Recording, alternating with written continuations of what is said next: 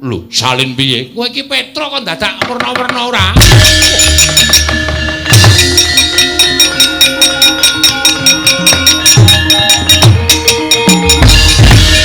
Wis, saiki Petruk loro kae iki rampung ana, ora iso ngrampungi Petruk loro kae. Kowe sing tak luputke. Semar, dengkulmu mlocot kuwi. Karo ratu kok adem banget. Nganti lali basa kula.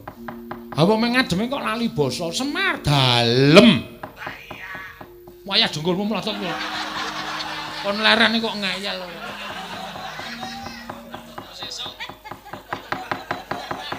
Iki anakmu sing tenanan Semar. Napa nggih? Iya. Wah, kakroane iblis lah.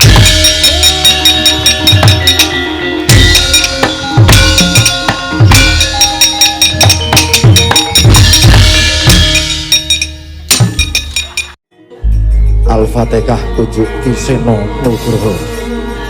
Bismillahirrahmanirrahim.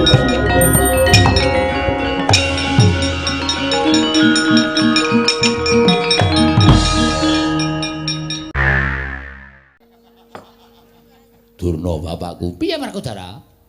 Kowe nimbali karo aku. Pancen bapakmu nimbali karo kowe. Wigatine apa dene kowe nimbali karo Werkudara? Dingaren dene kowe paring pangandikan lumantar Haji Pameling yen to aku mbok dawuhi sowan nang negara Ngastina. Gandhak blekutu suwalu gembol Sumarante. Ngene iki mau Werkudara. Kowe tak jarwani ya, Nger. Iki mau jroning Pasewakan Agung. Sejatine dudu anak Prabu Duryudana ingkang anakake Pasewakan Agung nanging bapakmu Sokalima. Durna bapakku. Merga aku entuk wangsit Werkudara. Supaya nggonmu entuk sastra cetha paripurning wangsit. Sastra Jendra Pangruwating Diyu mau bisa komplit sarta iso tok gunake luwih saka dayaning sastra Jendra Hayuningrat. Ya kuwi ngelmu kasampurnan lan ngelmu sangkan paraning dumadi. Yo. Iki aku pinaringan ngelmu dening para dewa lan didhawuhi supaya maringake kowe. Kinarya jangkep sarta panutuping ngelmu sastra Jendra Pangruwating Diyu ingkang wis maringake marang kowe nggonmu entuk saka Sang Ruci Bathara. Jenenge apa? Ya kuwi ngaran ngelmu sastra mulya memayu hayuning bawana. Ngelmu sastra mulya memayu hayuning bawana kuwi kinarya jangkeping sastra cetha paripurning wangsit ya sastra Jendra Pangruwating Diyu. Yen kowe iso nggayuh ngelmu wujudipun ngelmu sastra mulya memayu hayuning bawana mau, ateges nggonmu entuk ngelmu kasampurnan lan ngelmu sangkan paraning dumadi mau saya komplit dawuhing Jawata ngibarate nadyan kowe kuwi satriya nanging uripmu tanpa beda kaya dene dewa. Manabda bakal dadi apa sing tok karepake bisa kasembadan. Lan kowe wis diwenangake aglar sawijining brahmana. Lho apa ora elok? Selagine bapakmu Begawan Durna wae kepengin ngukup ngudune ngelmu sastra mulya memayu ayuning bawana mbabar kamulyaning jati. Yo. Ning jebul ana syarate, Werkudara, ana syarate. Syarate apa? Maragake kowe paringa dawuh. Durna bapakku kelingan nadyan aku kudu ndolek ngelmu. Ya kuwi sangkan paraning dumadi tak rewangi jegur segara wae aku nglakoni. Apa meneh syarat sing entreng-entreng aku mesti ora bakal wegah, mesti uga bakal saguh nglakoni. Kowe saguh Werkudara? Yo, aku saguh. Nek kowe saguh, nuwun sewu Nger, paring kula badhe majeng sawetawis supados cetha panjenenganipun anak kula pun Werkudara. Lho sumanggaken Bawa Durna. Durnaina panalingane lumacaring ratri linenggak jangganira kapisanan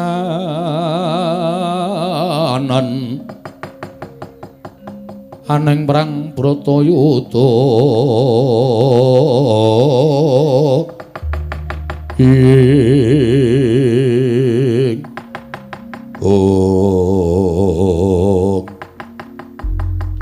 sarate apa? Yen pancen panutuping ngelmu kasampurnan lan panutuping ngelmu sangkan paraning dumadi aku kudu nggayuh sastra mulya memayu-hayuning bawana mbabar kamulyaning jati. Sarate apa Durna bapakku gage paringa dawuh. Ora genep rasane yen urung iso nggayuh sastra mulya memayu-hayuning bawana. Yen kowe krasa kaya mengkono, tegese kowe wis darbe niat bakal nggayuh ya kuwi sastra mulya pemayu-ayuning bawana mbabar kamulyaning jati. Yo. Yen pancen kowe niat tenan, yen pancen kowe wis nekat tenan bakal nggayuh. Apa kira-kira kowe sago ngaturake sarasranane? Aku sagu. Aja maneh mbok kon mlaku sing adoh munggah gunung tak sagui, jegur segara tak sagui. Upama syarate dudu kuwi kaya sago. Yo sagu. Upama syarate kudu nglilakake katresnanmu kowe sago. Tumrap Werkudara katresnan kuwi kadang kala pacoban ingkang abot dhewe. Nanging sapa ingkang ikhlas karo katresnan kanugrahan bakal cinandak kanugrahan bakal iso digayuh. Contone duk nalika anakku Gatot arep didadekke jago eneng kayangan. Arimbi nalika semono nggondheli merga tresnane karo anak. Barep kakangku paring dawuh yen to tresna ingkang dadi jalaran Gatotkaca ora entuk dadi jago ning kayangan mau bakal nutup kanugrahan sing ditampa dening Gatot. Mula nalika Arimbi negake marang katresnan ikhlas anake didadekke jagoning dewa ning kayangan. Gatotkaca saiki dadi bocah pepethinganing para satriya, dadi bocah sing pancen iso mikul dhuwur mendem jero karo wong tuwa.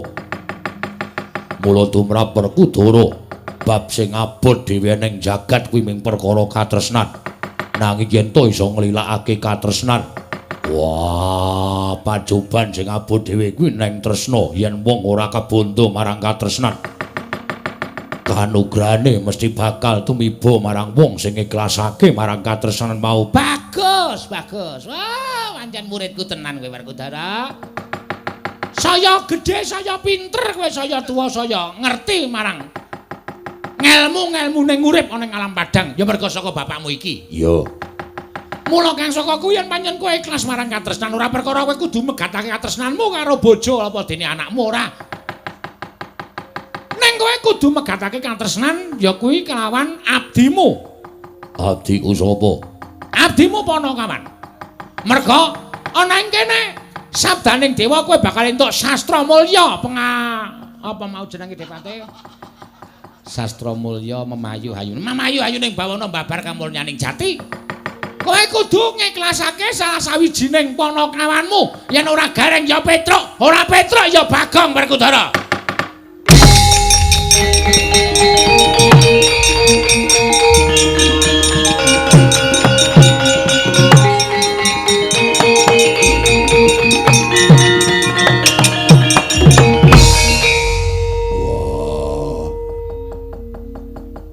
Petruk, Gareng apa Bagong? Arep dikapake. Dirabekke. Dirabekke. Dipateni, Cak Bagus. Dipateni. Iki sabdaning dewa ingkang lumantar. Bapakmu Begawan Durna ing Sukalima. Kudu ana salah sawijining panakawan ingkang tekaning mati kuwi dadi srana tumurune ngelmu sastra mulya memayu-ayuning bawana mbabar kamulyaning jati. Wah, piye ayo. Kowe mau iso ngandhakake njlentrehake bab tresna. Wong sing kabanta marang katresnan kuwi biasane sok didoi marang kanugrahan.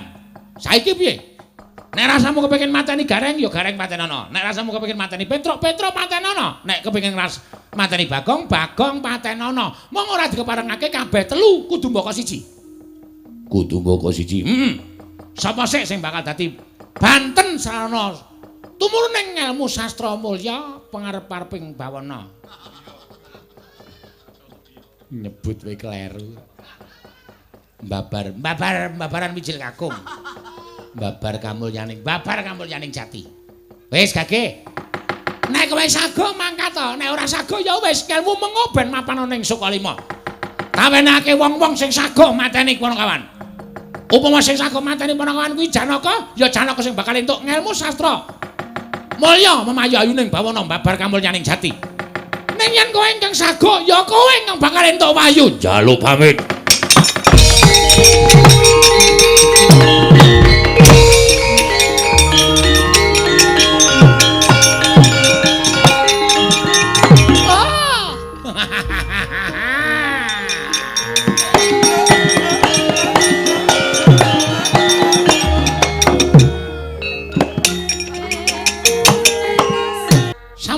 Salebetipun kali paduka anak Prabu ing Ngastina. Oh Durna.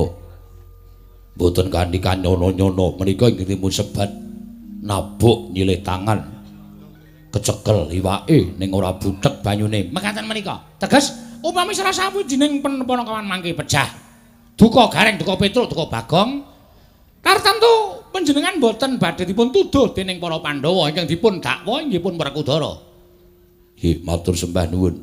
Jan pinter tenan. Ora nyono babar pisan. Iso gawe srana kaya ngono. Ning nuwun sewu kula tak takon Kakang Durna. Pripun Dipate?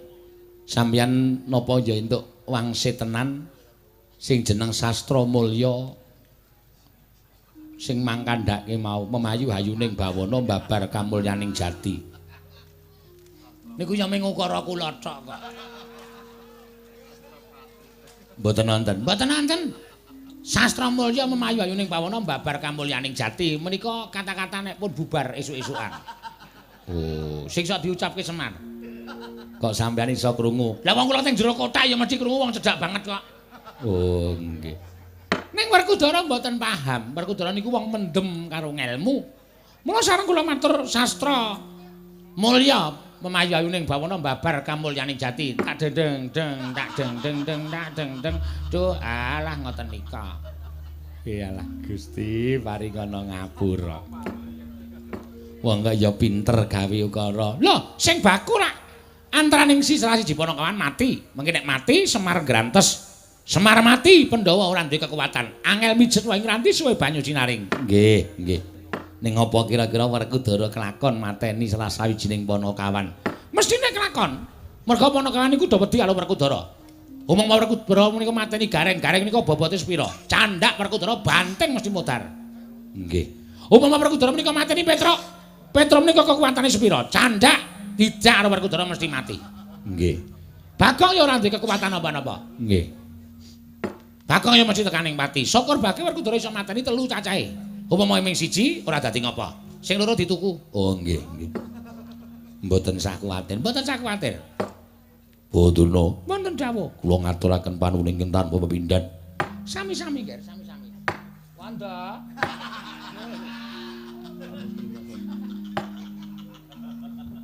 Wanda sapa? Kula menika kok isih kelingan japa mantra Aji Pameling. Oh. Dadi kula mboten iso ilang saka ati kula Dipati. Nggih, nggih. Matur sembah nuwun tanpa pepindhan. Sami-sami, Ger, sami-sami. Bawuduna. Wonten dawuh. Menika wonten sekedhik kangge Pupu Penemban Durna. Aduh, Ger, mbok sampun kados mekaten. Kula menika lair batin anggenipun kula menika meres dhateng pemanggih kula supados dados sarana pejahipun para Pandhawa menika mboten kok badhahi niat kepulane kepengin pikantuk Prabaya Dedana saking Paduka anak Prabu menika mboten babar pisan mboten Den. Estu mboten. Mboten menika ikhlas. Nger, sampun kados mekaten, Nger. Estu kula menika mboten ngarep-arep kados mekaten menika. Kula menika mboten ngarep-arep apa kemawon. Nggih. Nah menika ikhlas nggih matur sembah nuwun tanpa pepindhan mboten apa-apa. Nek ngono pendhita iki iso tak arani pendhita merak kecancang. Lho kok merak pripun Dipati? Merak kecancang niku nek dipanehi pakan lagi gelem ngegarke wulune. Nek ora dipakani ora ngegarke wulune. Mboten apa-apa, mboten apa-apa. Pun kula niku anggere dipanen apa-apa kula garke. Kula garke kabeh. Nggih, Kakang Trata. Nggih. Mraingaten kados sampun paripurna. Lelamban menika namung ngantun ngajeng-ajeng pejahipun para Pandhawa. Leres Ger, leres. Kartomarma wonten timbalan ingkang jauh. Budhana kang padha siba jenenging Sasukundur Kedatun. Kula non para wadal pasilan. Nyuwun tambahi pangestu sing ati-ati aja kaya bocah cilik Dimas Kartomarma. Kaya Israwana dawuh maneh. Purna gatining paranggilan. Sanata sasukundur kedat lunjung saking damparan ketuna kinapit gambaran gading.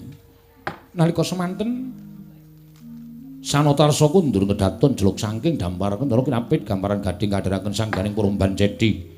Manggung ketanggung Jaka Paloro ing samya ngampil tataraning keprabun.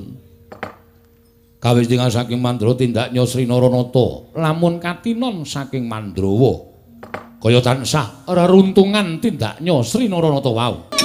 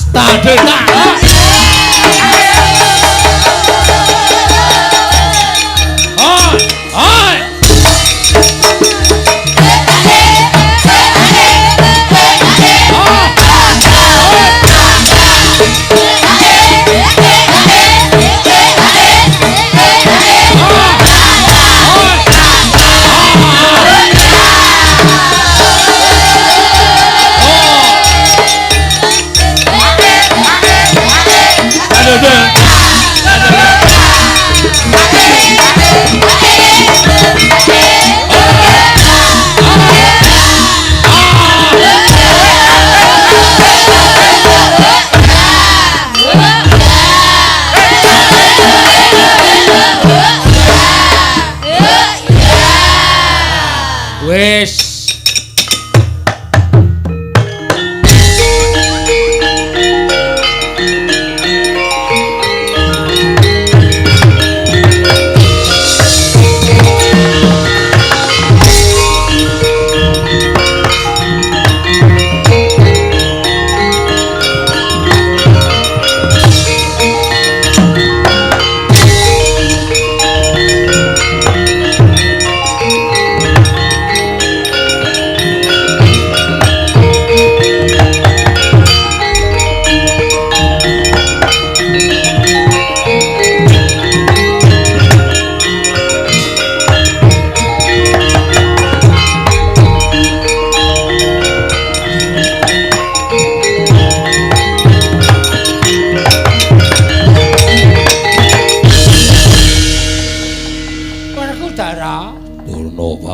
piye?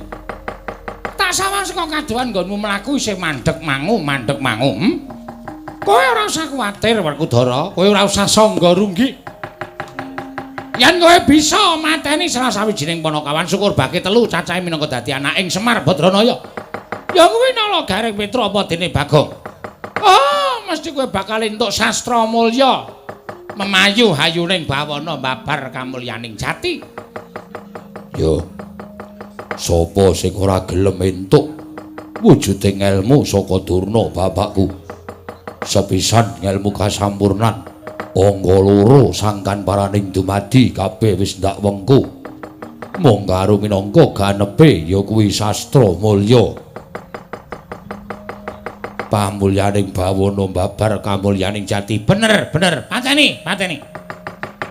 Kuwandane salah sawijining Panakawan tok gawane negara Ngastina. Nek wis tok aturake marang aku mengko aku bakal muja sesaji supaya kuwandaning salah sawijining Panakawan mengko ditampa dening panguwasaning dewa. Yen dewa wis nampa kuwandaning salah sawijining Panakawan mengko kowe bakal entuk liru wujuding ilmu sastra mulya. Memayu hayuning bawana babar kamulyaning jati. Kira-kira sapa sing arep jujuk dhisik? Apa Gareng, apa Bagong? Yen tumrap aku lho. Gareng ki ringkih, Bagong ki wong rada edan. Mula patine gampang. Anak Semar sing digdaya sing duwe kekuatan ki mung Petruk. Mula Petruk dhisikna. Mengko nek wis Petruk tok dhisikake nala Gareng karo Bagong mung kari gampang. Yo. Sagu. Ora sagu sabab apa? Upama Petruk mati. Wah, kuwi mung jejering Panakawan, mung jejering abdi.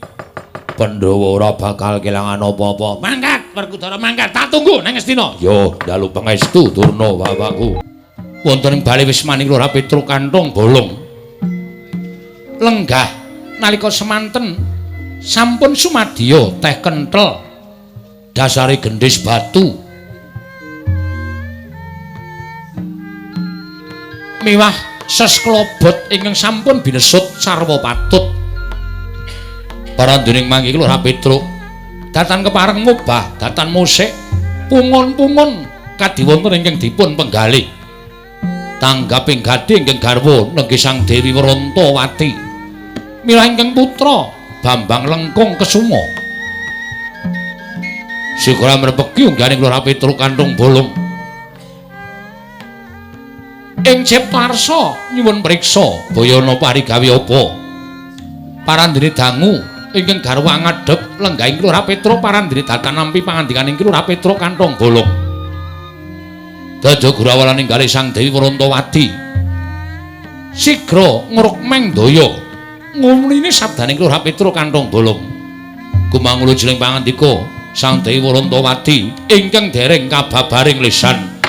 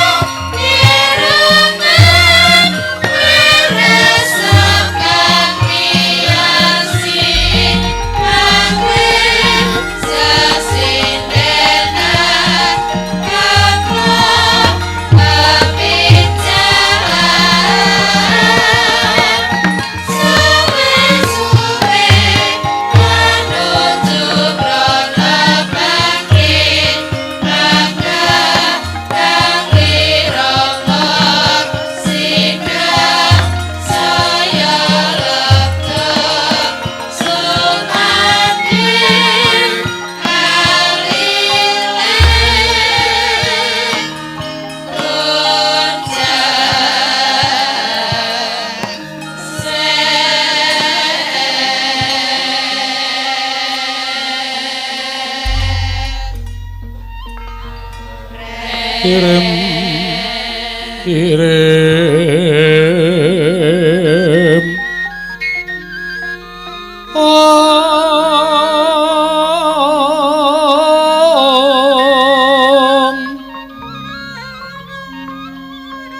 kembang popong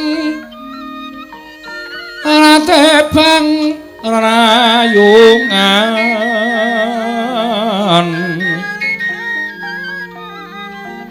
rayungan longma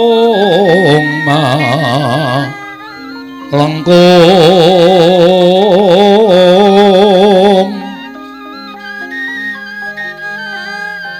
tumalong rumambat wit yan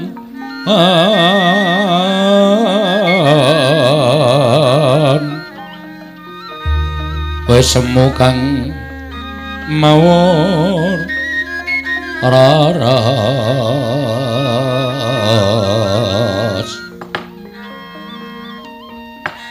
nuwun amit pasang Kalimantabi Ki Lurah nuwun sewu lho Pakne sampun irinten kula menika lancang namung sejatosipun kula menika bingung jejering kula nika bojo jare garwa menika rong pribadi ingkang wis dadi sak badan loro-lorone duwe gegayuhaning urip ingkang bareng ana tetembungan yen abot padha dipikul yen enteng padha dicangking ning kok mboten sak gedhagan menika to Pakne sampeyan kok kaya wong bingung pendak-pendak ming kepengin sak pejagong rembug kelawan bali wisma wae mesti disingkur.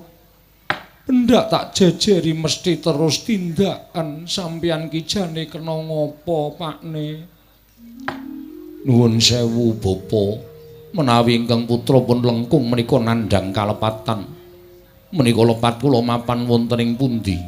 Menawi kula nandhang dedosan dosa menapa ing badhe kula sandhang dene kula wantun tumindak dosa kaliyan tiyang sepuh kula kaliyan Sudarma kula Bapa Pakne mbok ampun ngoten to kula aturi paring pangandikan aja terus meneng wae ngonten niku kula niku ya wis kurang apa leladi karo sampeyan jarene nek esuk senengane teh kenthel gulane batu ya wis tak gaweke monggo wis dibesutke klobot li ajar besut wis suwe bareng wis iso besut kok tanpa disenggol jarene senengane jangan lombok ya wis tak olahke nganggo krupuk urang ya wis tak tukokke. Lawuhe tempe garit ya wis tak sediani. Kok mesu kendel wae. Wong aku ya wis goleki nendi-endi kula niku ya wis ngupaya isane entuk ndok asin. Panjenengan menika karmane ndok asin, anggere ora ana ndok asin terus ora gelem dahar. Pakne. Ampun kaya ngoten to. Kula mengke nek nganti nesu kagol kogelan ati kula. Kula lunga lu saka Karang Tumaritis. Kula aturi ngendika, Pakne.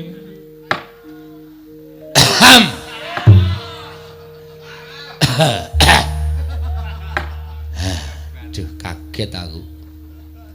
Nganti ora krasa anak bojo wis ngadhep. Bekti kula nggih, Pakne. Heeh, Prantawati. Bekti kula Bapa. Heeh, tak tampa ya, Nggung. Inggih. Bapa kok sajaipun duka menika menapa ingkang putra lepat. Ora. Kowe iki anak-anakku sing siji, anakku sing tak tresnani, anakku sing banget nabet ana ing atiku. Mula kaya ngapa nggone bapak tresna karo kowe merga kowe kuwi arep bocah nom, ning ora melu-melu karo nom-noman kanca-kancamu kae. Kowe ngabekti karo wong tuwa, kowe iso nyuli gaweane wong tuwa, kowe cah nom ora isin campur lendhut ning sawah, ora isin kowe nuntun kebo supaya iso ngluku ana ing sawah lan Tegal. Ya kaya ngono kuwi, Nggir. Merga bapakmu ki wong tani. Nek anake sregep ning sawah, anake sregep ning Tegal kuwi ora usah dadak kowe ngetokake bebasan paribasan saben dina munjung ngingkung gajah karo wong tuwa, ning saka tindak tanduk tingkah lakumu kuwi wis njunjung derajating wong tuwa. Inggih. Bapa ngestaken dawuh. Ya sesuk nek duwe dhuwit tak tukoke montor wis bola-bali kowe nembung to. Ning bapak ki panene ora tau apik. Inggih. Benjang ki mawon boten sah dipun penggalih. Menawi Rama utawi bapa kagungan kula dipun tumbasaken nek mboten nggih mboten napa-napa. Bapak, ngono kuwi lho sing tak arepake. Ning sone wis tak tukoke montor kenal poti rasa to bolong ya. Inggih. Ora usah jungklik-jungklik kaya kanca-kancamu kae. Kae urung ngrasake ngangsur kok. Inggih. Nek wis ngrasake ngangsur ora bakal dikunjungklik-jungklik ngono kae anane montore diceteli diganti apa-apane terus nggo nabraki cagakanim kae. Kae merga ora ngrasake nukokke. Iso nek wis dewasa wis tuwa genti dijaluk karo anake, genti ngrekoso nuruti karepe anake sok bakale krasa. Ning nek kowe sesuk duwe anak, anakmu mesti ya ngabekti karo kowe wong pokal gawemu apa tindak tandukmu ya ora tau gawe lorone bapak. Inggih. Prantawati, Kula wonten dawuh. wah, jan. Aku ki saben dina kaya ora percaya. Ing atase aku ki ming pono kawan kaya ngene kok dadi mantu ratu. Mantuning Sinuwundarawati, kowe iki anake Sinuwundarawati putraning Nalindra. Monggo kowe iki jane nek ngarah wong bagus kuwi iso lho. Ning kok mintrima karo Petruk. Ning wadene sing jeneng katresnan kuwi ora gagas perkara umur, ora gagas perkara rupa, merga kuwi uruping jiwa ingkang suci. Kasinggihan mekaten. Namung selaminipun kula mapan wonten ing Karang Tumaritis nderekaken Pakne menika. Heeh.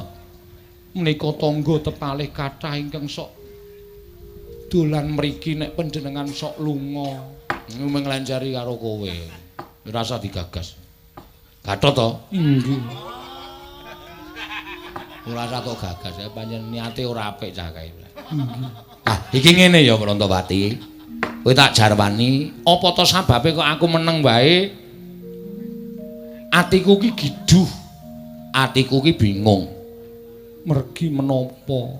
Ming bab sepele nek iki aku ngandhake perkara apa to sebab atiku bingung, mesti ming tok ladaki tegese ming tok ece. Mboten kilogram mboten Pakne kados menapa. Aku ki ngimpi, kok impenku kegawa tekan saiki. Impenipun menapa? Ngomah kene kaya duwe gawe gedhe. Ngomah kene kaya duwe gawe gedhe, tarup genggeng ngendi-endi papan tangga teparu do teka, do rewang, do masak, wis kaya ngono kae. Aku ki bingung. Lho, lah kok omahku kok ana duwe gawe mongko bareng tak sawang ana kursi manten loro. Aku kaget, lho sapa sing arep dadekke manten? Selasa kliwon aku ngimpi kaya ngono. Inggih. Jemah kliwon bajure, Bajute. aku ngimpi. Lah kok dumadakan jroning ngimpenku ki sing didandani manten ki Petruk, bojomu. Mongko ujare wong akeh ngandhake ngimpi dadi manten ki bakal cepak patine. Mongko bareng tak sawang mantene wedok ora ana. Lah iki tegese ora kok cepak patine. Ning Petruk ki ana sing arep jangka patine Petruk. Saiki jujur wae. Pancen aku curiga karo kowe. Aku cubriya karo kowe. Cubriyanipun menapa? Sakliyane karo aku kowe jane sambung tresna karo sapa? Pakne niku nek ngendika mbok sik apik aja sok nglarani ati. Kabedhah dada kula kapendheta manah kula menika namung tresna kalian panjenengan. Yakin? Yakin saestu. Sumpah? Inggih sumpah Ki Lurah. Ora ana wong liya tenan. Mboten wonten.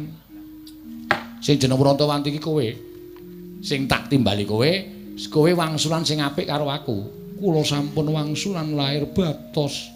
Kula mboten badhe tumindak aneh-aneh. Lah nek ngono pancen ana wong liya sing arep jangkah karo patine Petruk. Nek kowe ora duwe wong sing tresna karo kowe terus ngarah karo patine Petruk iki aku terus learkon golek iku carane piye? Kula piyambak ugi mboten mangertos caranipun kados pundi.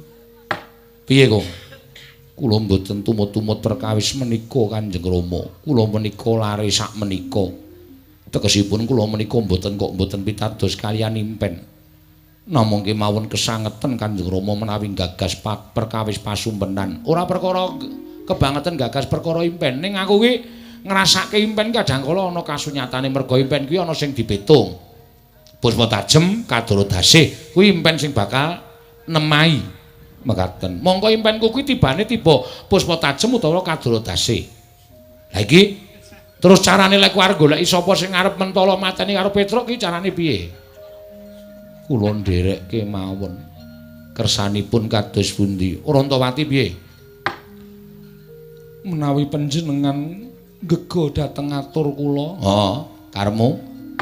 Menawi panjenengan kepareng gega dhateng atur kula sakmenika dipun pancing kemawon. Awalesane tegesipun mboten kok mancing wonten ing toya menika mboten supados tiyang badhe mejahi panjenengan menika rawuh wonten ing wisma menika Ki Lurah Petruk kula aturi etok-etok seda. Maksude panjenengan etok-etok seda dadakan lajeng mangke kula krukupi jarik terus kula tak bengok-bengok nangis mangke nek tangga teparo do teka ketok lho sing seneng kali sampeyan mati kali sing mboten seneng menika ketok sing ora seneng ya tegese lahir batin tresna kalian sampeyan ning nek sing seneng sampeyan tekaning pati ya niku wong sing arep tumindak ora apik karo sampeyan.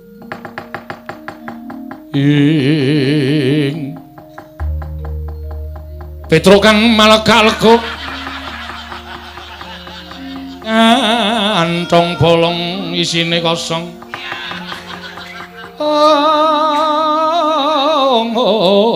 Yambu yambu nawasungge.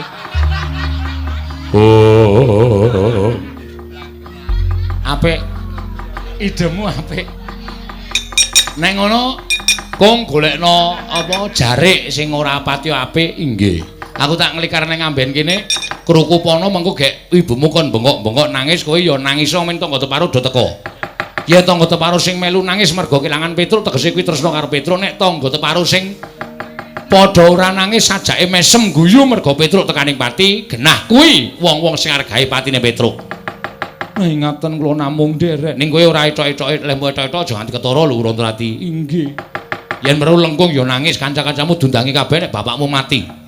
Mangke menawi mati saestu cangkeme iki mengetok-etok. Oh inggih ngestaken dawuh. Wong nyatanipun kula ajrih Kanjeng. Wah sawedi, aku tak ngelikan nang kene jupukon lak anu jarike. Engko ngestaken dawuh Kanjeng Rama.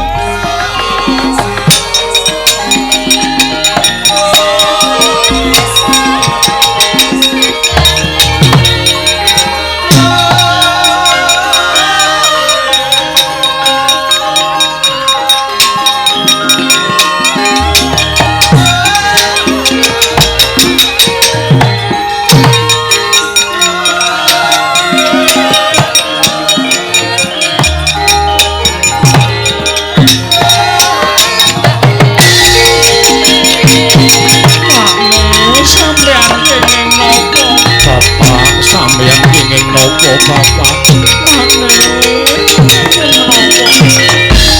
Lengkong bapakmu kena ngopo tenguk-tenguk kok terus gletak. Bareng tak mek-mek awake kok anyep kabeh bapakmu mati Lengkong. Aduh piye. Ibu bapak kenging menapa? Mboten ngertosaken paranipun. Nedengipun lenggan terus kados mekaten kawontenanipun. Tobat, tobat Pakne, kula mboten saged dipun tilar piyambak lho Pakne.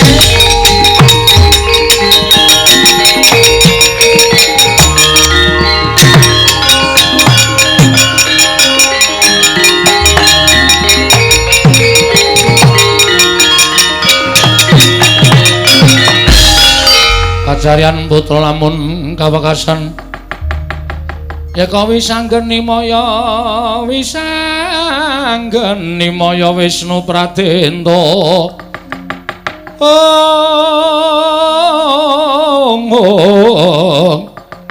wisanggeni maya Wisnu Pradenta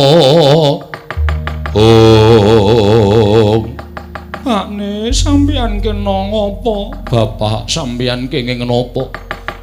Kula tasih betahaken Bapak supados angampi gesangipun Lengkung Bapak sampun sedo. Pakne mbok aja kaya ngono to aku ora iso urip ijen Pakne. Lengkung kesuma. Nyuwun pangapunten kados Raden Wisanggeni. Iya. Warantawati. Tobat. Raden kawontenanipun semah kula kados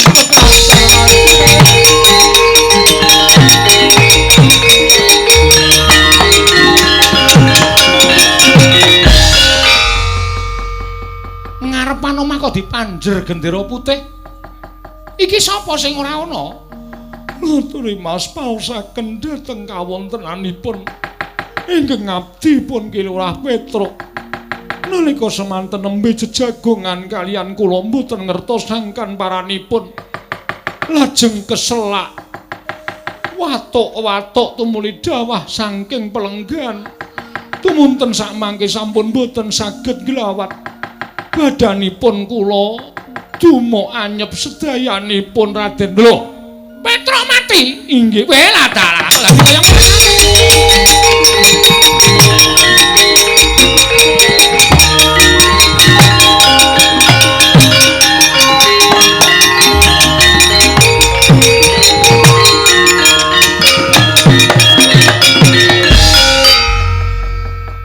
Ya wis nek ngono aku ngucapake bela sungkawa ya Warantawati. Inggih, Raden. Wis ora usah kuwatir mengko kowe ora usah bingung. Petruk mengko dipendhem ning endi upama nganggo Prabeya aku sing ngragati. Yen perlu slametane Petruk kowe ora usah matur para Pandhawa. Tak slameti nganti tekan rampunge nggone nylameti Petruk. Matur sembah nuwun, matur suwun Raden. Ya padha-padha. Lah kok edan temen. Ning ya wis ora apa-apa wong sing jeneng pati uripe menungsa kuwi gumantung marang panguwasaning dat kamurwing dat. Ya kuwi lho. Mula tak jaluk kowe kabeh kuwi percaya karo panguwasaning Gusti merga Gusti kuwi nitahake titah ning alam padang kuwi anut marang kuwasaning lan kodrate. Inggih. Bojomu lagi tenguk-tenguk mongko ngombe wedang keselak tumuli tekaning pati. Kuwi mbok menawa dadi kodrate Hyang Mahanasa. Inggih. Luwih akeh sing nalika semono lagi ngopo-ngopo mongko ora ngerti dodok selehing perkara wekasan tekaning pati kuwi kabeh dadi panguwasaning sing gawe urip ming kudu ikhlas. Matur sembah nuwun. Lah kepiye meneh wong dadi kersaning sing maha jagat. Mula ya wis ingkang ana kuwi bakal tumuli bali ora ana. Awale ora ana, mengko ana terus dadi ora ana meneh. Wis dadi kodrate Hyang Mahanasa. Inggih, ngestaken dawuh.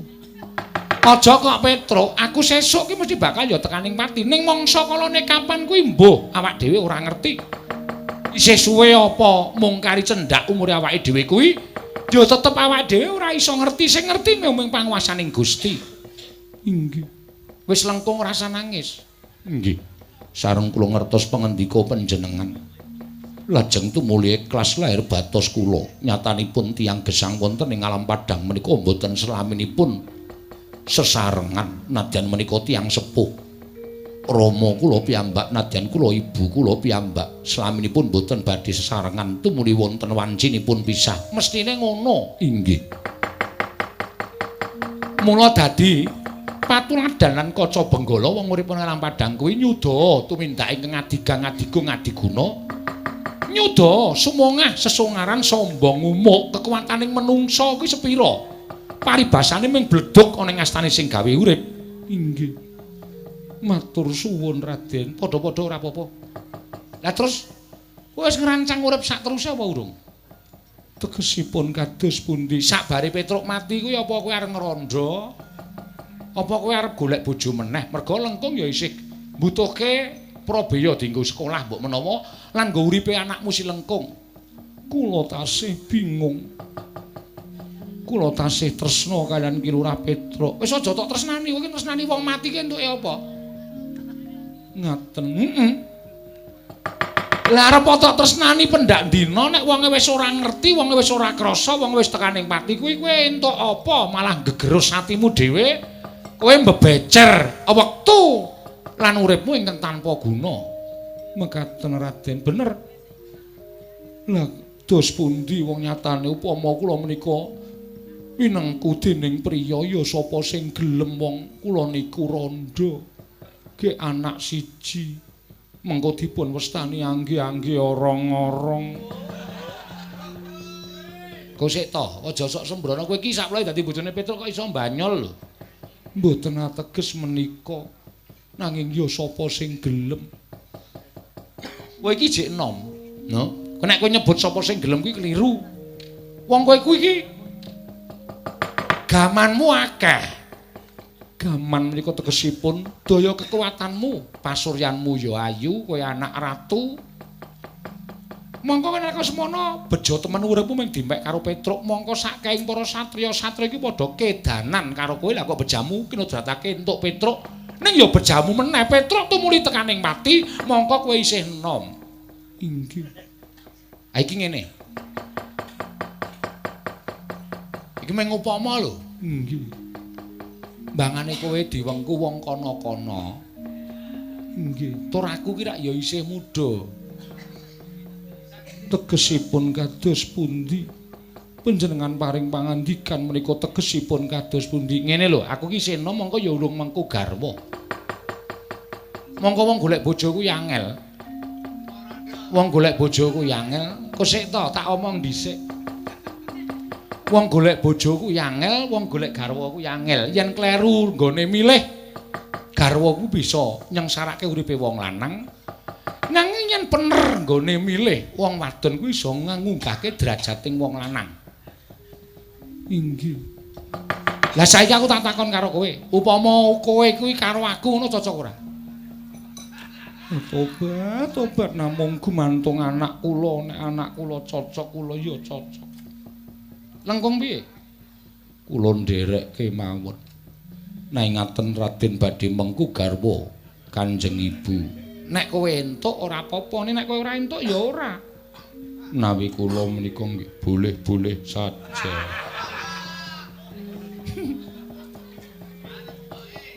Iki anak Petruk ya senengane mbanyol, boleh-boleh saja ki basa ngendi? Menawi kersa monggo Kanjeng Ibu menawi tresna inggih monggo mboten menapa-menapa leres ngendinganipun Raden Wisanggeni nunggoni kok nunggoni wong mati menika mboten badhe pikantuk menapa-menapa menawi Raden saestu lair batin kula pasrahke mawon tinimbangane urip kula namung kleyang kabur kanginan sarah mungguing lautan Wastra lungset ing sampiran langkung-langkung dadi rondo menika wis dijinjit-jinjit le mlaku isih dirasani tangga teparo. Bener, lha inggih. Mila kula nderek kalian panjenengan kemawon Raden.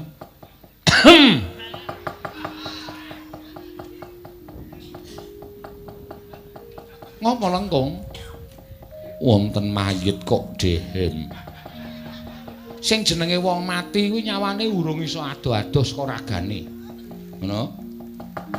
Wong tuamu mati kuwi nyawane isih ning kiwa tengening ragane kono merga dheweke urung dong yen to tekaning pati. Ngaten. Iya dadi isih iso Dehem isih iso ngopo-ngopo. Mburi kae. Ambruk kan dibenakke ora ming tengok-tengok wae. Nek tenan tak wengku garwa, wis ora sato gagas. Saiki ngene. Lengkung ngetutke ibune ning Drepsila Geni, aku tak ngrukti kunarpaning Petruk kantong bolong.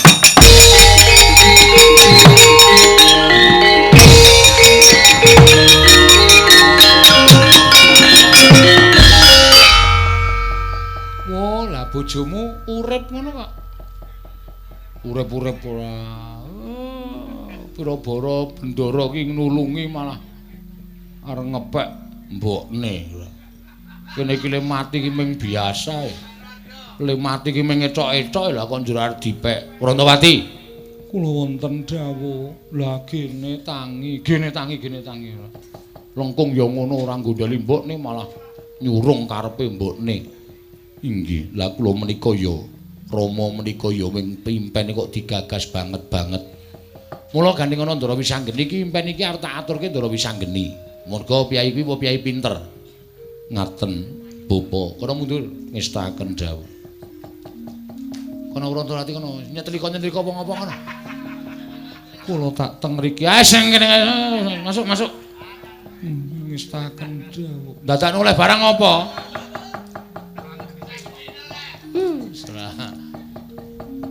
Kowe ngapa Truk? Ngapa lho.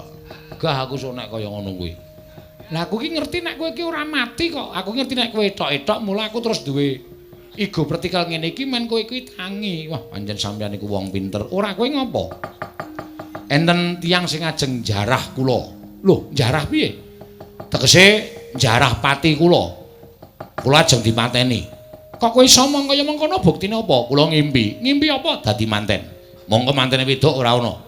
Nek mantene wedok ana tegese kula Petruk niku mati saka karepe sing kuwasa. Nek mantene wedok ora ana kula nyandang manten dhewe mongko pahargane wis genggeng niku tegese ana wong sing ajeng nyolong karo uripe Petruk. Mula kula ora trima. Kula carane ngenten iki wau ming dadi go vertikale Werantawati supaya ana wong sing tekan kene nek wong sing tekan kene niku ketoke sengit karo Petruk berarti Petruk sing mantene Petruk. Ngono nggih. Paham to sampean? Ngerti. Mula kula pasrah Ndara Wisanggeni dinten sakniki kula nyuwun dislametke supaya aja nganti tekaning pati. Mangsawang anak kula Lengkung isih enom, isih bocah. Nek nganti kula mati sapa sing ngragati anak kula? Ngono Petruk. Nggih. Kowe duwe pusaka to? Napa? Pethel. Gadah. Kene tak silihe. Pethel siji arep disile. Tak silihe engko tak balekke. Nek nganti ilang tak ijoli pethel 40 nggo nutuki ndasmu kuwi. Ya ora ngono kok njur nesu. Mung disili pethele kok ora entuk. Nggih, siap. Pethel. Ah. Niki. Ajeng manapake jarene pethel iki kondange ampuh. Wah. Oh, kerep tak nggo nyolong ora tau konangan. Nggo nyolong kok ora konangan. Ampuh kegila-gila. Nek ngono pethel iki ampuh tenan. Tak pujane, dipuja napa? Wis kowe meneng wae.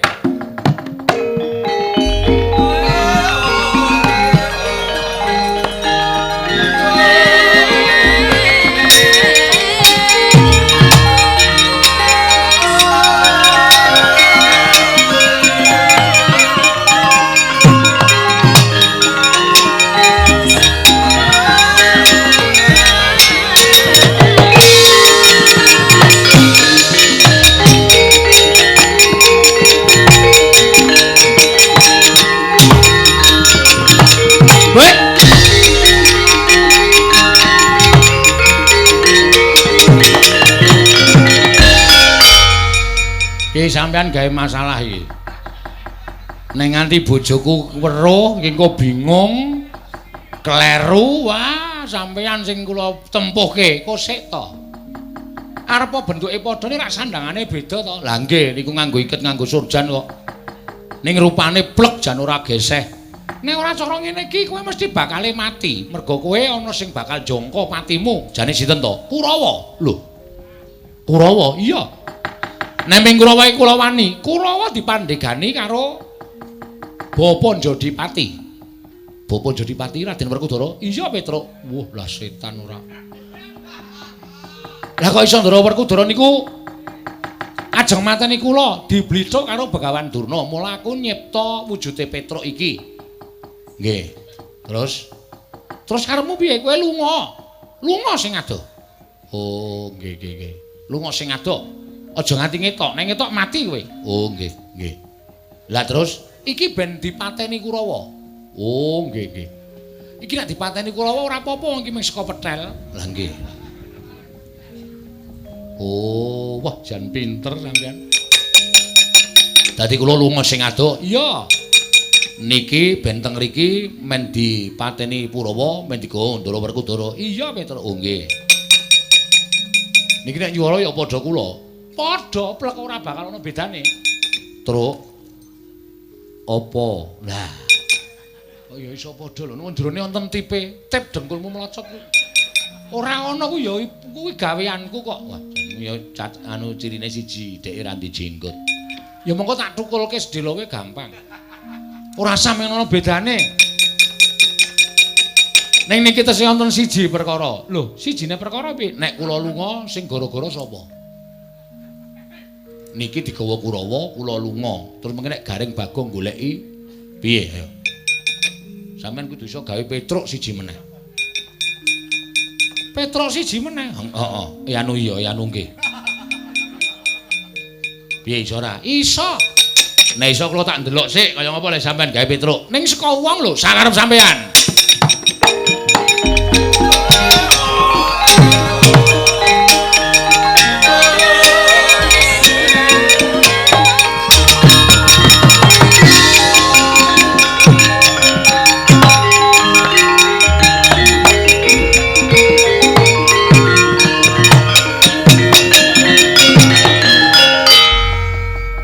Kaget tak undang, Kang. Heeh. Lagi ngaso ning Randu Gumbala kaya ana Aji Pameling sing ngundang karo aku. Aku sing ngundang. Adikku lanang cah bagus iya. Ngopo? Kang, ngopo? Kowe tresna karo Petruk ora? Petruk ki abdiku. Aku wis bola-bali ngewangi karo Petruk, nek Petruk keson Jombaya aku mesti totoh pati ngewangi karo Petruk. Ning iki kowe arep kelangan karo Petruk, mergane Petruk arep dipateni karo Kurawa. Sing dipandhegani karo satriya jenenge Werkudara. Cangkeme. Iki bapakku kok. Lah iya aku mung ngomongke kok. Iki nek ngenyek iki ketoke nyrempet ning diel. Ora usah nganggo satriya Jodipati, bapakku ngono wae. Bapakmu diblithuk mbahmu. Sapa? Begawan Durna. Mula terus mentolo arep mateni karo Petruk. Lah iki Petruk tak slametke, Petruk sing tenan iki. Heeh. Tak kon minggat sing adoh. Lah terus sing arep digawa bapak Jodipati, mburimu kuwi. Mbur, gaweamu apa? Iya. Saka apa iki? Saka petel. Lho kok pinter kowe. Mbok tulung dingklekku omah kae digawe wong. Gawe macan no piye mung ngletak kowe iki. Ora atos-atos ni ora. Lah terus apa wigatine kok kowe nekake aku? Iki mau Petruk omong karo aku. Heeh. Nek Petruk sing tenan lunga, Petruk sing gawa Werkudara ku, Petruk mburimu, lah sing gara-gara ora ana. Maksud lu kowe tak dandani Petruk, kowe engko gara-gara karo Garing karo Bagong ya. Nih. Ngene wae, ya gelut yo. Lho. Kok gelut piye? Lah kowe iki senengane aku ki ora iso nembang, ora iso tetembangan, ora iso lucu kok. Kon dadi Petruk iku nek nganti ketara malah geger. Ora. Wis to manut karo aku kowe engko ora usah nembang, ora usah. Kowe engko ora usah bawa lunging gadung barang ora usah. Ya. Pokoke meneng, kowe nek dijak omong Garing ya wangsulan, nek ora dijak omong Garing ora usah omong. Engko nek Garing curiga karo aku, cubriya curiga. Heeh, cubriya karo aku. Wis pokoke kowe ora usah omong. Oh iya. Manut aku. Wah, jan setan tenan. Ya, ditenono suwe tak kon dadi Garing. Men tak toklek sikile siji. Tak toklek wis meneng wae ya. Ngampet ambegan. Wis aku engko bakal muja karo kowe. Nek kowe tak puja kowe bisa dadi Petruk. Ki arep tiru-tiru Bagong kowe ya. Ajar ora. Wis tak pujane Kakang yo.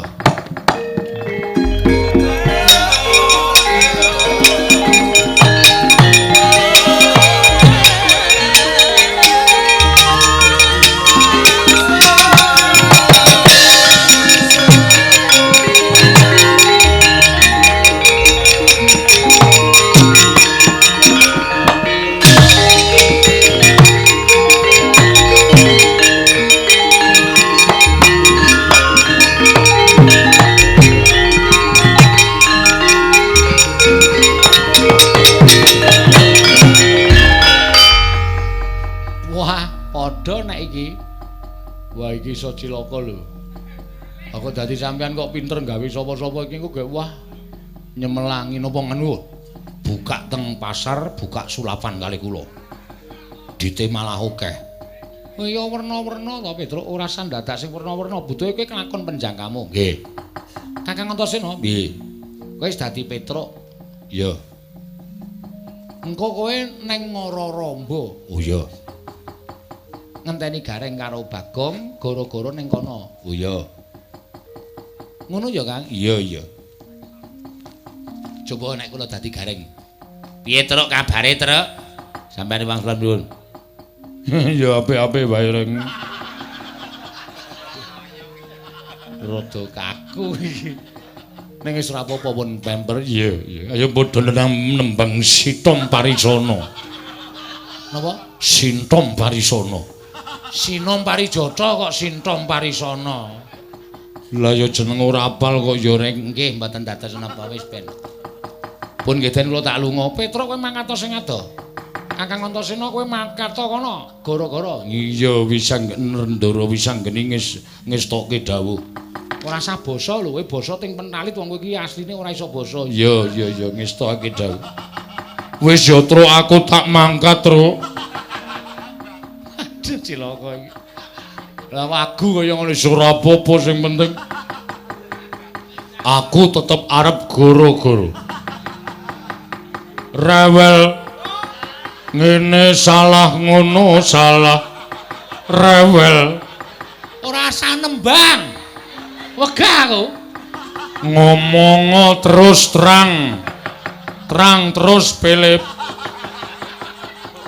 Malah tampa utawa bolam barang ora. Ngono. Petruk mlayu sing adoh. Petruk kedadean saka petang nek ana wong tekan kene kuwi arep digapak-kapake manut. Ayo saiki padha ngayahi kewajibaning dhewe-dhewe. Matur nuwun nggih, Den.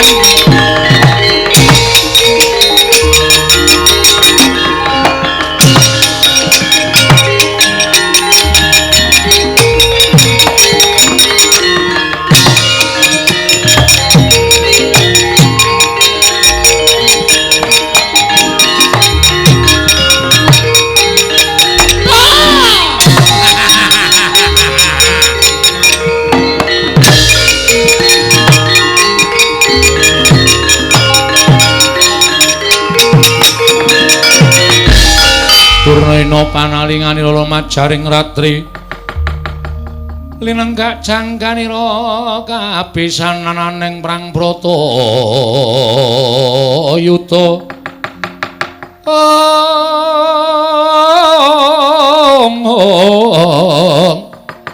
aning Prang Bratayuda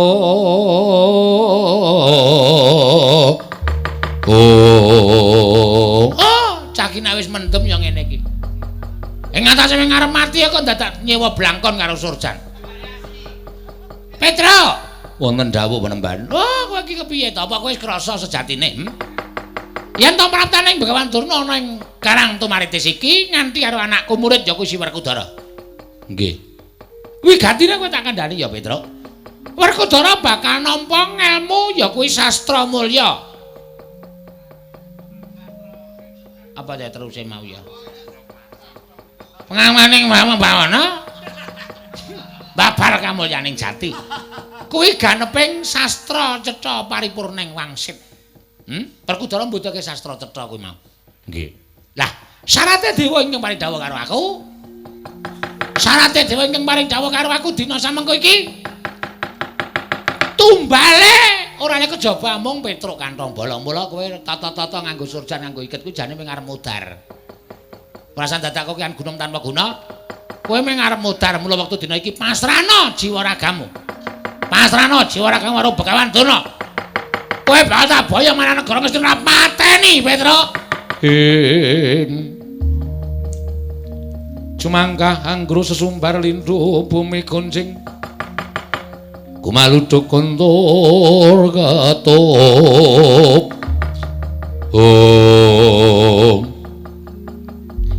Nek sing tekan iki Ndara Werkudara kula manut pasrah bongkoan.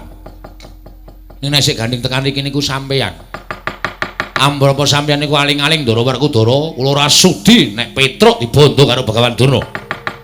Kula wegah nek Petruk kudu ngulungake tangan kula loro dirangket karo Begawan Durna.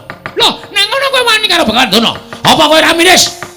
Nggonku tekan ana ing Karang Tumaritis iki mboyong Karang Si Werkudara. Kula mboten ajeng wedi. Nek Ndara Werkudara dereng ketok kula mboten ajeng teluk karo sampeyan. Oh, Petruk kantong bolong kowe ora usah ngayal. Kowe ora usah ngayal karo Begawan Durna. Manuta, yen kowe ngayal, aja lakon dosa. Apa lakon dikeroyok dereng para santa kula.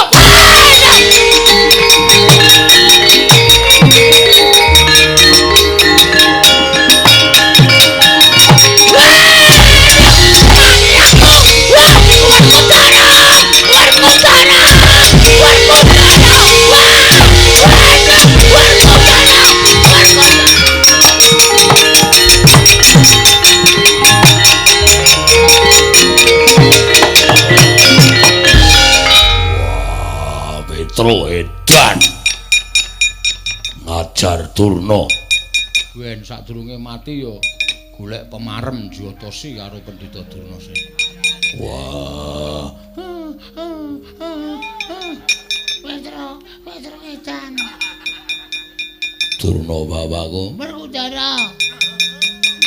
Aku wis omong karo kowe aku wae sing tekan kene kok dadak ndisiki. Ya sirku ngono ya men ketok kaya gleleng. Ning Petruk mana ngajar karo aku Petruk ki iblis lanatan. Sing dijotos nggon pilingan terus dipancer nggon pilingan. Ndem mripatku ki piye Werkudara kok akeh. Teng lebih ora karo-karuan. Wah, ngaso. Nggodak semaput. Werkudara. Lah.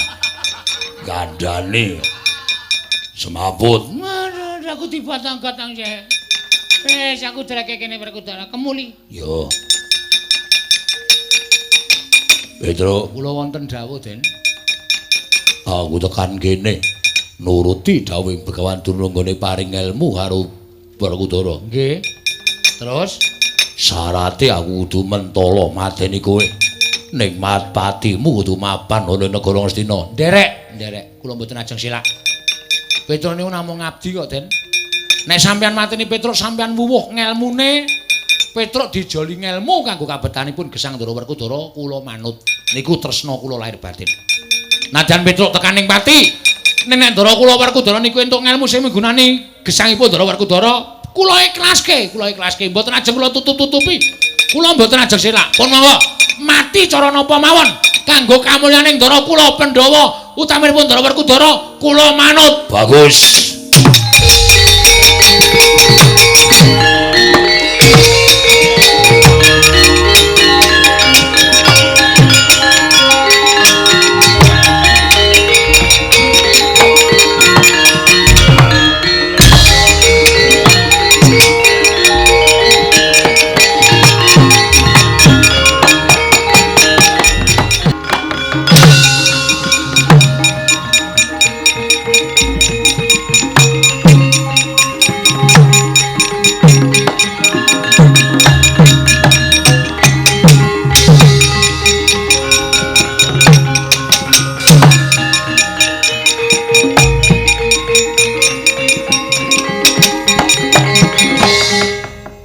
Yata laruta saking kutha Sangkara kula yen amutusa Sang Sri. Walah.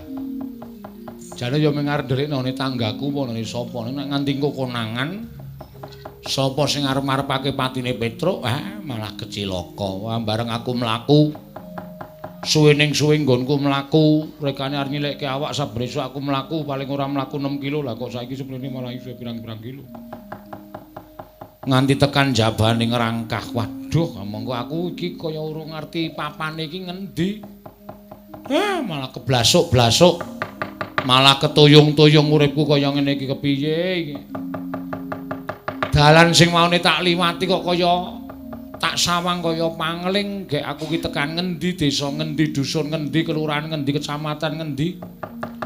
Kok suasana saya sepi kaya ngene iki gek kepiye weh, jan. Lah malah cilaka mongko Ndara wis anggeni gawe Petruk pirang-pirang. Ngono nganti mulih nang omahku, Kurantawati ora ngerti nek kuwi Petruk palsu, langsung dirangkul. Akne. Waduh. Wah. Kok pikir aku dadi sing ora-ora ya? Ning ora ah. Bojoku iki wong setya bekti karo aku kok ora bakal tumindak kaya. Ning nek padha rupane. Ha piye? Monggo sing teko Petruk blek kaya aku. Ayo bojoku ora ngerti nek kuwi aku apa udu. Terus langsung nek Petruk sing palsu wisuh Bu. Wah, cilaka iki. Kok meng kowe dhewe? Wis. Dinggo sesuk sore meneh kok. Ndak malah gerok ora. Wah, cilaka iki wis. Wis pasrah karo pepesening kodrat.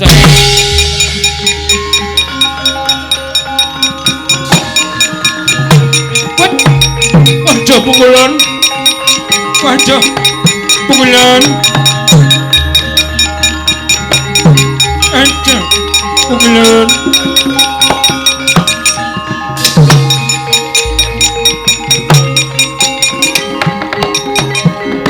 Aja pukulan.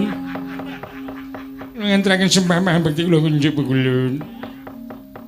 Petruk wong geculku marujul. Selagine Jawata rawuh wae kowe isih bisa kaya ngono mongko kowe ora ngerti dalaning Bali. Oh iya ya.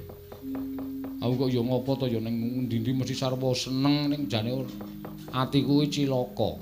Petruk dalem ulun ngerti pesambat kita. Nggih.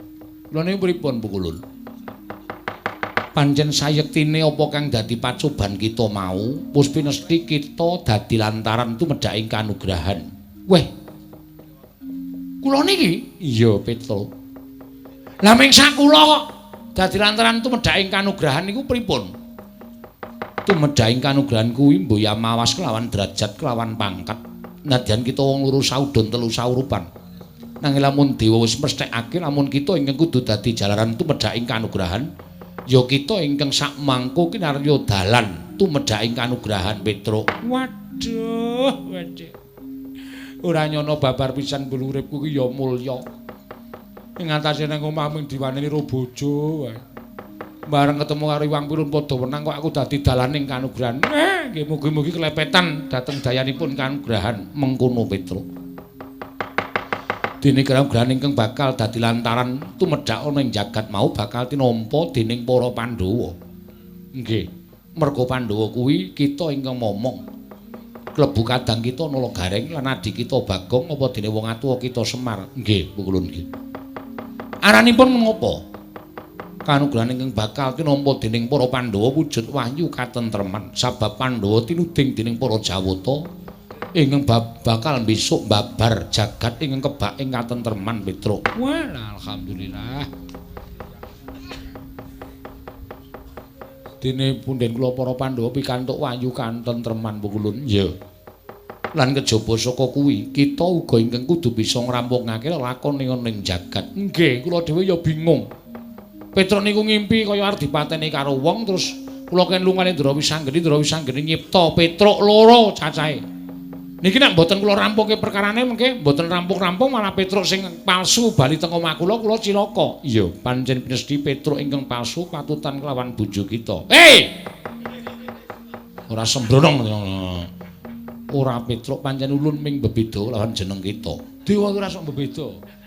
Dewa ki nek ngendika ki sak kendikane ana sing dicipta dadi kok senengane ngendika. Mbuya. Senengane ora. Lho, kita malah kok ora basa karo ulun. Oh iya lali. Nyuwun pangapunten Bu Ulun. Nggih kula nderek. Kita bakal ulun paringi wahyu, mengko kita paringke utawa caoske lan pemunden kita Pandhawa. Oh nggih.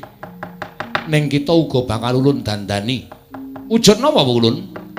Wujuding manut lan panjenengan ulun. Oh nggih, ngestaken dawuh. Sawise kaya mengkono rampungna pakaryan kita.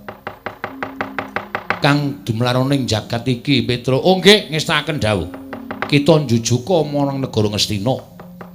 Apa ingkang dadi sedya kita ya kuwi nyelametake Petruk ingkang bakal dadi banten ing negara Ngastina. Aja nganti padha ngira yen to Petruk ingkang saktenane palsu mau. Padha ngira yen to Petruk sejati utawa Petruk ingkang saktenane kang dadi banten ing negara Ngastina.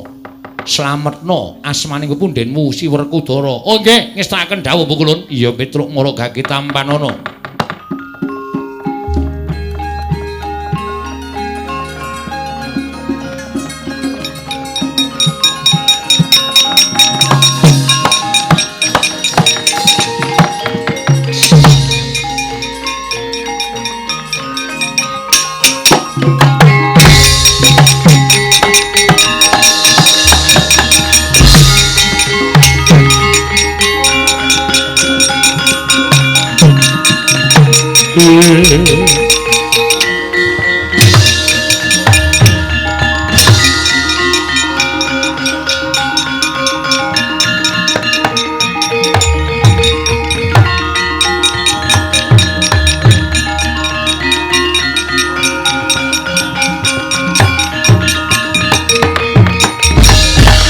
Maraina smubang wangaruna kadinetraning angga rapuh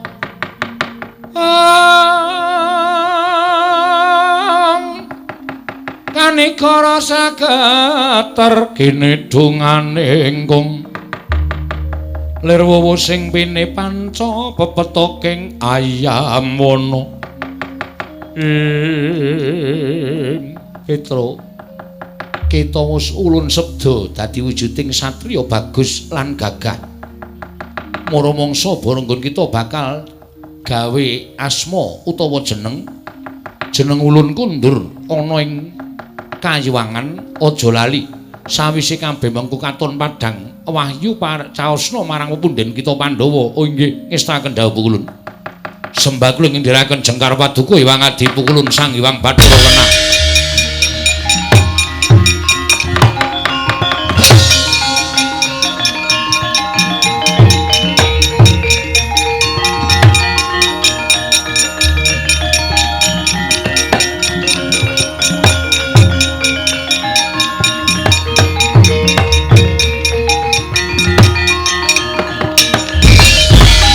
Kunjang gancing langit kelap-lapaton lir kincanging risang mawe gandrung ing jagat Dewa Bathara ya jagat pangestu ngoro wanter dawuh Wang Pikulun padha wenang jebul nggonku duwe lelakon kaya mengkene mung bakal kinarya jalaran tumedhaking kanugrahan ya bakal tak antepi mara seksena dina samengko.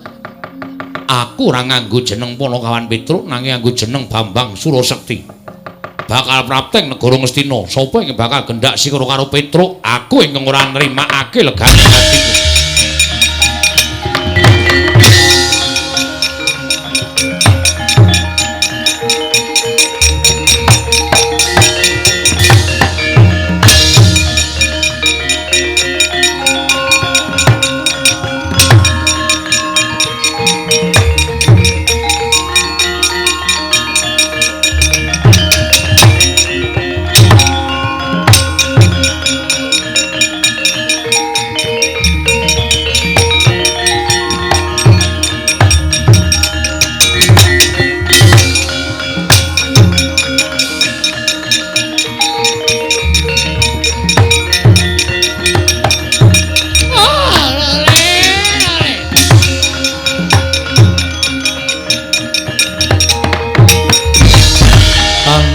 Bala Pandhawa mbyuk gumulung mangung siring sata Kurawa gambah unggih srukatite ing jagat Dewa Bathara Rudra Duryudana kakangku piye Pamanarya wonten dawuh Bawadana wonten dawuh Ger ming arep mudhar iku dados kanggo sandangan sing genep nganggo iket, nganggo surjan. Kula ngaturaken pangabekti kula kunjuk sinuwun. Ya, tak tampa Petruk. Leres ngendikanipun Ndara Werkudara nalika semanten mboyong kalian kula ngendikanipun Ndara Werkudara menawi kula pejah kinarya tumbal lan syarat srana. Ndara Werkudara ngenipun wuwuh undhake ngelmi kula mboten badhe selak. Menika kula ngetingalaken pangorbananipun Panakawan ingkang tresna kalian Bendara. Pangorbananipun abdi ingkang saestu lahir batin tresna kalian Bendara kula Ndara Werkudara nadyan Ndara kula Werkudara menika badhe pikantuk ngelmu kudu nganggo patine Petruk kula ikhlasaken. Ikhlas karo nyawamu. Mboten ikhlas sebab napa? Nyawa ora le njaluk, nyawa ora le tuku. Mengkari urip iku kala mangsa modar ya kudu dilakoni. Yen ngono mapano aku ingkang bakal nugel jangkamu. Sing landhep lho ladinge. Mun nganti mengek ora putut-putut malah lara. Aku bakal nugel gulumu ponokan Petruk paman. Wonten dawuh. Mang cawiske bedhama sing landhep. Nggih, ngestaken dawuh nggih.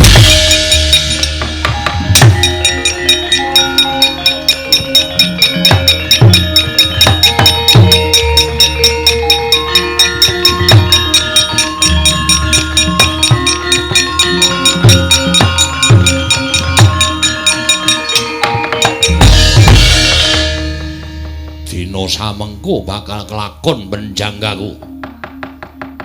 Nggonku mateni Petruk kandhung bolong ala tanpa rupa kowe kekuwataning para Pandhawa. Oh, monggo nggih sampun ngantos kekathah anggen paduka paring pangandikan. Dipun simpen rumiyin raos panjenengan. Petruk dipun percaya rumiyin. Werkudara, nggih. Pun Kakang melu seneng dene Siadi entuk ngelmu kang anyar saka Bawadurna. Sarana patine Petruk muga-muga tambah wuwing ngelmuning Dimas Jodipati. Wah. Duryudana, aku ngaturake panuwun ingkang tanpa pepindhan. Yo, Yayi. Lire iki seksekke Petruk kudu tekaning pati. Gunjang ganjing langit kelap-kelap katon. Lir kincanging saking risang mawe gandrung. Ing sigra arsa anugel jangganing Lurah Petruk. Nenggih Bambang Surasekti ingkang sakawit sampun prapteng negaring Astina. Mundi dawuh timbalanipun Sang Hyang Bathara Wenang kedah ngayemi dhateng pun kantong bolong.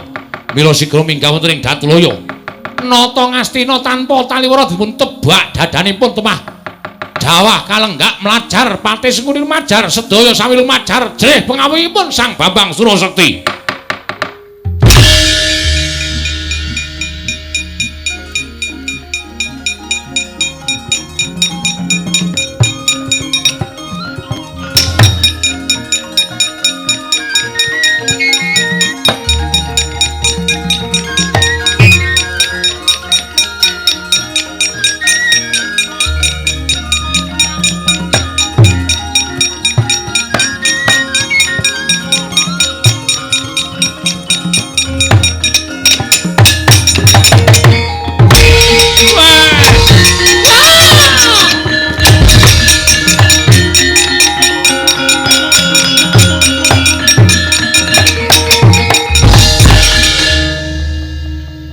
Sinten iki?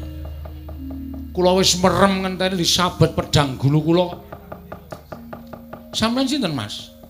Petruk. Yen kowe takon karo aku, aranku Bambang Surasekti. Bambang Surasekti. Iya. Ning mestine kowe ngerti karo aku sapa sejatine aku. Sapa? Aku kuwi sak temene ya kuwi ingkang sejati ingkang wujude kaya kowe. Mangriyen nalika ning Karang Tumaritis kowe dicipta saka pethelku lan aku saiki didandani kaya ngene wujude saka Sang Hyang Kulun Bathara Wenang. Weh. Juragan to? Iya. Weh lah dalah.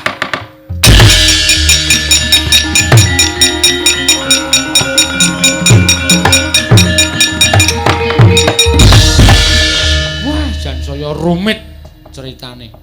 Sampeyan malah dadi satriya. Petruk nun. Kowe tak wenangake eneng negara Ngastina sak karepmu nggonmu bakal nglakoni apa wae. Lah terus sampean aku tak ngoyak wong-wong Ngastina men padha kapok dene wani ngancam patine Petruk kantong bolong. Nggih, ngantos-antos nggih Raden.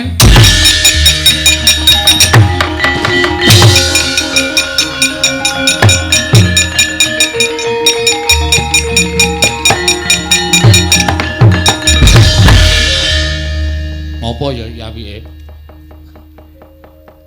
Sinuwun Duryudana iki ngoni-ngonani Cecarawa akeh. Ane nek aku nyolong manuk, mun nek tak dol ning pasar manuk konangan Wadyabala Ngastina malah cilaka. Nyolong dhuwit ya nggo apa? Bondo Petruk ora kurang. maksude dina iki aku ora butuh nek kurang ki ya kurang. Ben dinane mesti kurang. Ning Ngastina iki sip iki ya. Nek ra ngombe pil kita ora bakal kelakon penjang Ngastina ki ana Dewi Banowati ayune ora umum. Dewi Banowati tak ceraki Prabu Duryudana ora ana. Gaweke wedang tak nehi potas ane engko mati aku dihukum kekuatane wong wedoke sepiro anggere disikep rak meneng Banowati sikep saka mburi yo sapa ngerti tumbuk bejane iso nglakon.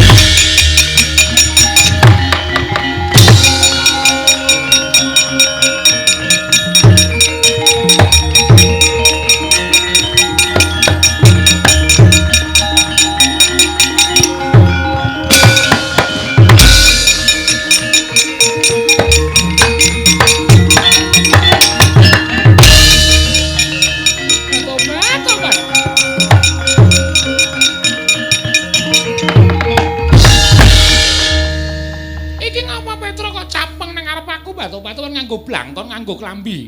Sorjan lurek anggepe kaya bagus-bagus piye? Piye Petra kowe iki ngapa?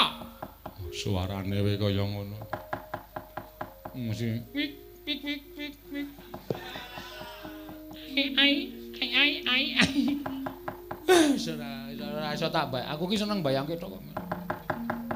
Bayangke seneng ora jama-jama. Batu-batuan ngapa Petra? Kula ajeng ngaturaken kalimat kalian panjenengan. Tobat. Ukaramu apa? Basa kramanipun aku menika apa? Basa kramane aku ki yo kula. Basa kramane utawa ukara liyane seneng tresna. Nek kowe basa kramane panjenengan. Nek ukarane diteruske, kula tresna panjenengan. Asik. Apa iki?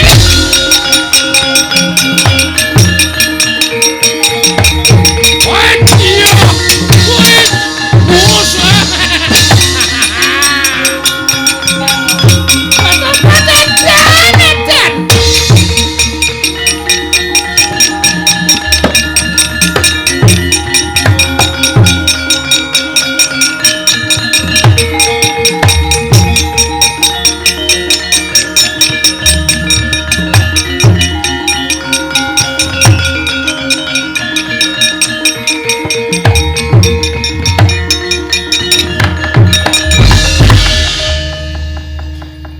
Jarene tindak teng Amarta kok malah dugi mriki.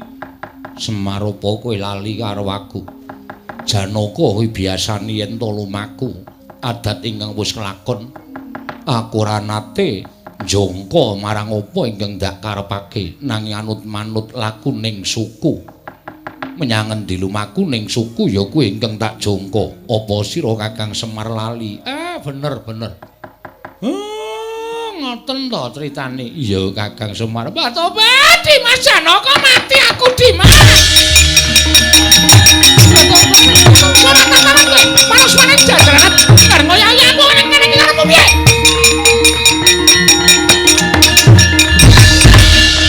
Mangke riyen sampeyan iku muring-muring kali sapa?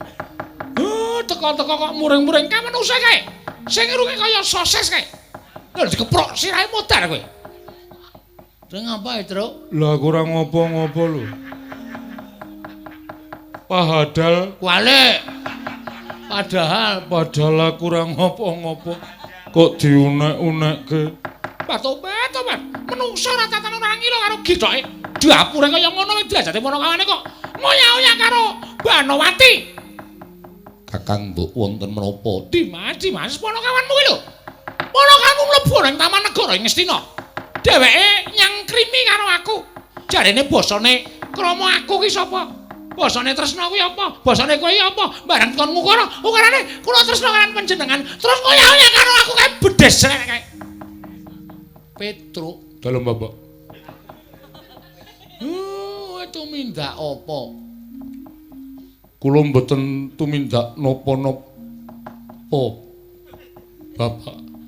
Lah kok ana pelapuran kaya ngene? Petro, kula maju kene Ponokawan.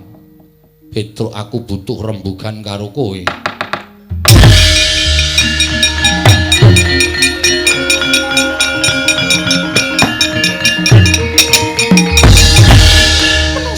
Diapure kaya ngene kok. Oyak-oyak aku kowe. Kowe kok oyak-oyak aku kowe. Aduh, Yono tak nembangu. Petro dalem. Kowe wani ngoyak-oyak Kakang Mbok Banowati. Mbok anggap Kakang Mbok Banowati kuwi sapa? Ponokawan ora ngira babar pisan yen to kowe ngorek-orek marang pasuryaning Janaka ora bakal ilang selawase urip. Kowe abdi sing kepiye dene kowe wani nyamah asmaning Janaka? Kowe iblis lanat kowe Petro.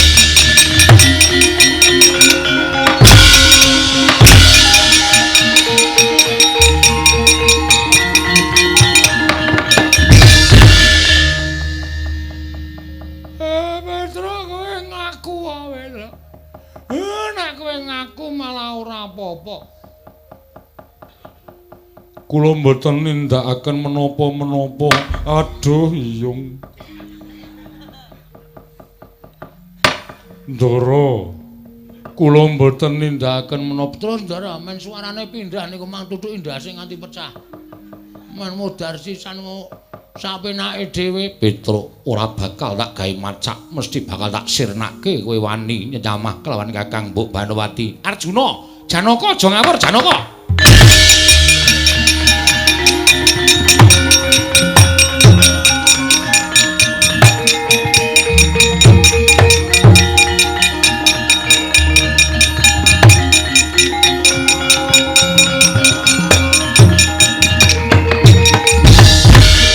Koko Prabu. Iya. Kowe iki mbok ya sing lantip, kowe iki mbok ya sing awas. Ora ngawur gawar-ngawur ngono sak penakmu dhewe. Inggih, Koko Prabu. Keparingipun patuko paring dawuh kaya mengono. Ora usah dadak tak cethake. Kaya dudu Janaka kok njaluk dicethake perkara iki. Kowe kena wae.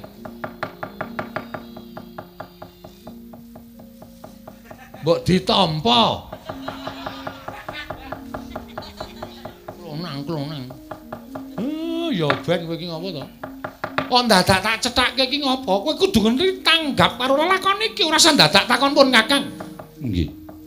Koko Prabu ngestakaken dawuh. Yai Ratu, wonten dawuh mangke kula badhe midana lan Petro. Estu ya Prabu. Yai Ratu kula mboten badhe selak. Oh inggih, nek ngaten kula ngaturaken panuwun kondur. Mangke menawi kadrangan ingkang garwa menika mangke malah kriwikan dadi grojokan geguyon dadi tangisan.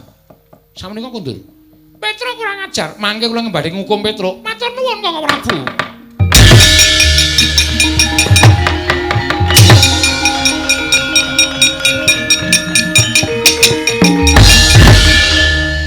Koko Prabu. Nyuwun pengadilan, kula mboten narimakaken menawi Petro menika nyamah dhateng Kakang Mbok Banowati. Ya, mengko aku sing ngadili. Ning kowe engko nek ngerti lakon iki mesti bakale kowe kaget. Kaget kados pundi? Wis to, menengo. Mesti kaget. Jalaran Aku ora bakal gancarake, ning iki mengko bakal nyaketi pepadang tumraping sapa wae Arjuna.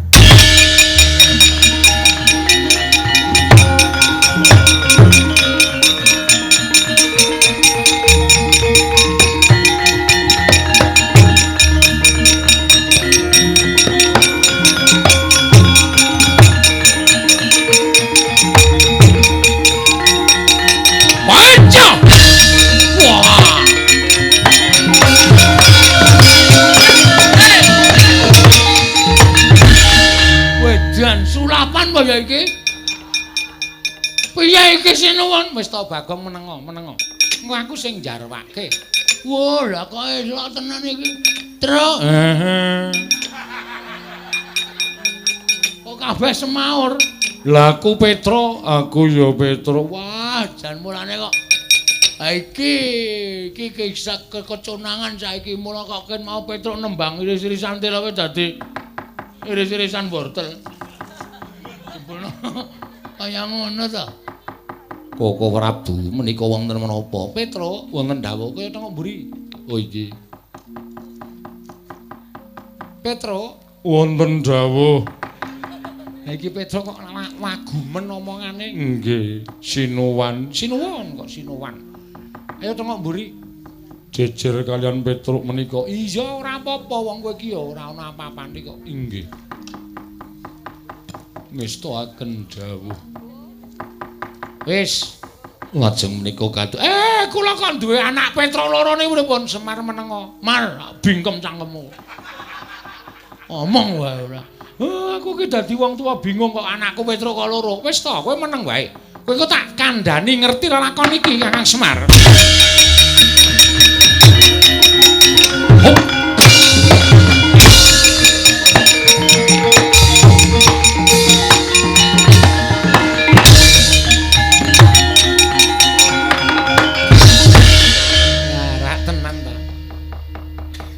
Nek ora ngene iki ora rampung-rampung perkarane. Sowe.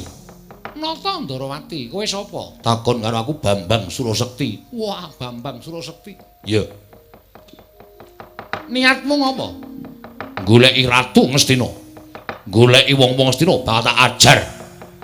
Ratu Angkara murka, watak budi Candala nista, watake nista budine Candala watu Angkara. Ratu Angkara murka, watake Candala, budine nista. Wis ngono wae ora usah dadak wolak-walik. Ratu watak nista budine Candala Angkara. Angkara murka budi Candala watake nista budi Candala nista watake. Kowe iki lek dadi satria ora urung suwe to? Lho, burung suwe piye? Wis dilantik tahun 2016. Wong satria kok omongane kaya pelawak. Oh, edian kowe ngunekke aku luwak. Budhek meneh. Lho, ngunekke aku ora mangan gudeg. Lho. Oh lah koplo. Pil. Pil jenggolmu mlocot. Apa rumah sama aku ora ngerti karo kowe ayo kowe salino. Kowe salino. Iki lakon iki nek kowe ora salin ora rampung-rampung. Lho, salin piye? Kowe iki Petro kok dadak werna-werna ora.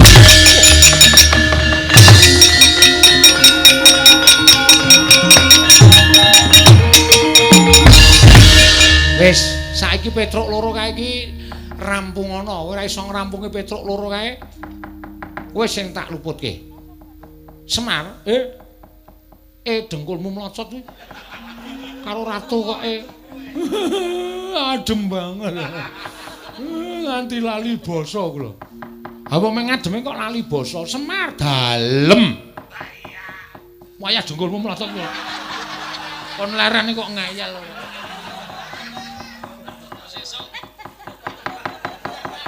Iki anakmu sing tenanan Semar. Napa nggih? Iya. Wah, kakrokane iblis lah.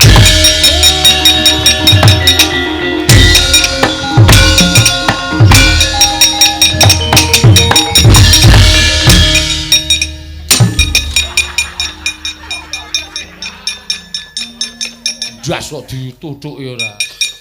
Badut kowe. Ora omong-omong ki mau kok mulang kok garing karo Bagong bingung. Petruk suarane kok kaya ngono. Sing endi, Pak? Kowe sing jampane. Kon rene. Petruk, Dalem, Bapak. ayo rono. Ngestakaken dawuh. Ning nong nong. Ora saning nong ngopo ki? Arep nembak apa ya? Pun rampung, Ndara. Kula suwun wangsul kados wingi uni. Lah aku le bali piye?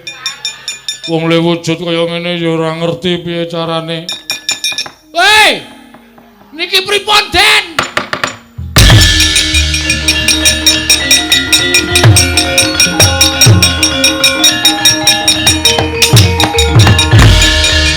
Lah edan iki. Sutradarane kowe to? Sutradara ya.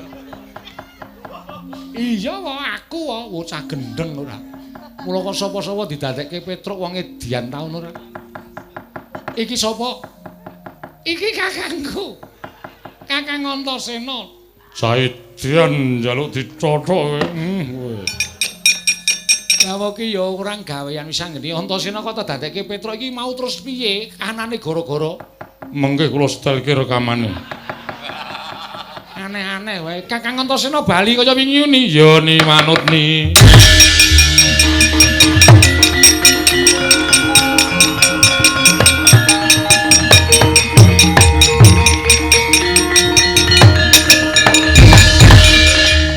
Wong edan loro-loro niki pancen edan kabeh.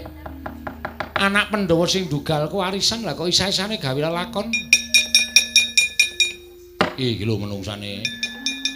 Aku nganti gembrobyos dadi Petruk. Ming gara-gara sak jame kaya dikunjara 40 taun rasane. Anggere ana pamundutan lagu aku setim ora tak waca. Nang nganti ana sing nyuwun sing nembang Petruk cilaka to. Antasena bali, ya. Matur nuwun ya, Kang. Ya. Matur nuwun nggih, Den. Ya, sune rasa aneh-aneh, Truk. Aku gah sune dadekke kaya kuwi moh aku. Sekali-sekali dadi kaya kula. Moh. Saya edan meneh malah. Aku bali ya, Pak Di. Iya, sing ati-ati ya, Ngger. Ya.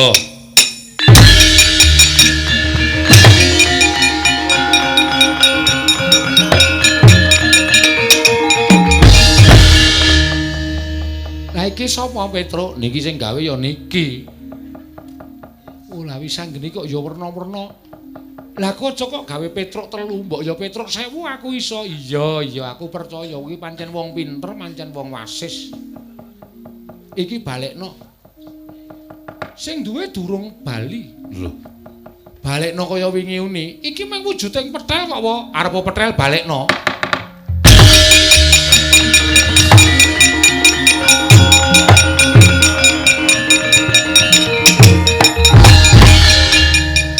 Petel nek kowe isih seneng melu aku mantuka larak ngono. Wis gak dijupuk ora dienggo lucu wis gak dijupuk ya. Kira-kira iso nglabuhi aku mantuka larak ngono. Wong ming petel kok gayane kaya iso. Weh, petel niku arep kaya ngono urip e. Petruk lah kok ora seragam. Engko ndak dikira ora kompak. Wah, kudu seragam. Heeh.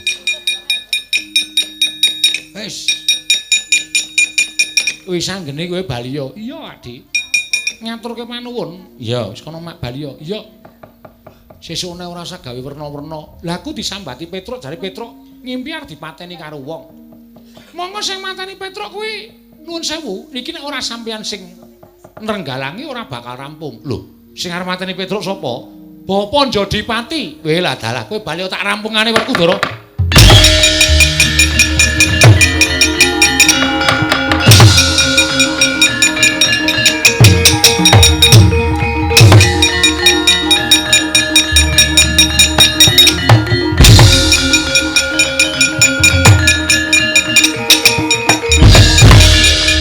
Apa? Petruk ndi? Iki apa? Karepmu? Tak gawa ning Astina. Arep tok nggo ngopo? Dienggo syarat Syarat apa coba aku tak ngerti? bakal nggonku entuk kanugrahan. Kanugrahan apa? Ngelmu.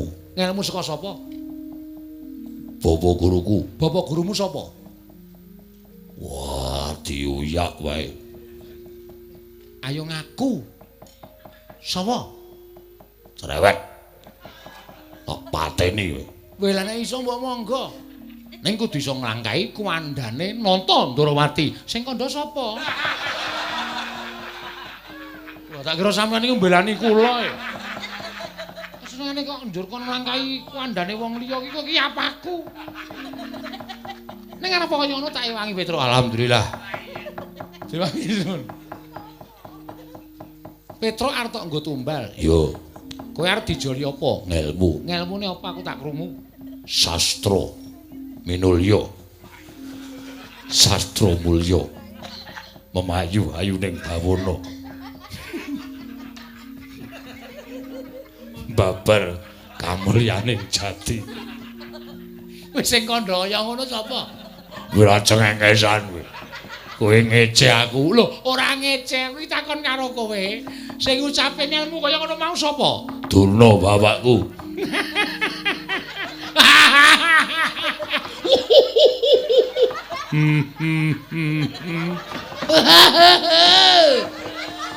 Waduh cengengesan kabeh. Kowe iki wong digdaya, wong ampuh ning amit sewu lho gampang diapusi. Iya ta Petra? Nggih.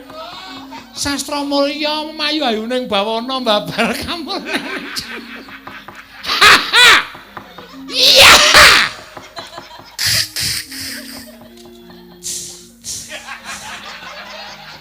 Wah.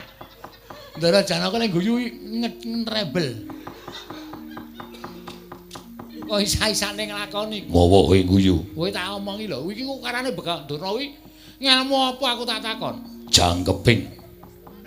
Ngelmu kasampurnan. Karo ngelmu sangkan paraning dumadi kudu ana ngelmu sastra mulya. Memayu-ayuning bawana babar kamulyaning jati. Wis aja tok sebut meneh. Aku ndak guyu. Kowe iki ngelmu ora ana kuwi mung karangane Begawan Durna kok kowe iki manut kowe iki piye to Werkudara? Nganti saka manut karo Begawan Durna, kowe mentala mateni karo Petruk. Karepmu piye aku tak takon? Ngelmu sastra mulya memayu ayuning bawana babar kamulyaning jati kuwi ora eneng. Jarine Durna eneng. Kowe iki gampang diapusi. Lah kok terus mung perkara ngelmu kowe mentala arep mateni Petruk, Petruk arep jolke ngelmu, nek Petruk upama ngelmune kuwi tenan kowe gelem dipateni ya, Truk? Mboten. Lho. Edan kowe. Ah sampean wau ya ora kompak kok. Pembalasan kok ya. Purun. Nah, krungu dhewe to. Gelem. Nek ngelmu mau ora ana, lah Petruk mati sia. Terus nek wis kebacut mati ora iso tok uripke, kowe diapusi karo Durna, kowe arep nutuh karo sapa aku tak takon. Aku tak takon arep nutuh karo sapa? Nek di Janaka Mboten teng pundi-pundi radi nebihke mawon. Badhe ngothak-athik tembung sastra mulya memayu hayuning bawana babar kamulyaning jati. Tak golekane ning 1001 malam. Suwabeh. Ha kowe iki nesu, kowe iki sing bodho kok nesu. Wah. Wis ngene ngono wae, nek Petruk mati ora apa-apa, nek Petruk ora iso duripke meneh piye? Ayo takono Begawan Durna kono. Ngelmune saka sapa, dewane sapa? Aku tak ngerti. Terus babare ngelmu sastra mulya memayu ayuning. Kuwi apa aku tak takon? Omongan. Ucaturan. Ngeyel. Sing ngeyel iki kowe. Woi, ngeyel. Kandhani. Lho, aku ki ora kandhani kowe iki tuwa sapa karo aku? Tuwa kowe. Lah kok kowe kandhani aku? Kowe iki manut ora karo aku? Iso manut ora? Rut. Ngeyel. Bukan apa ya. Sastra dasmu.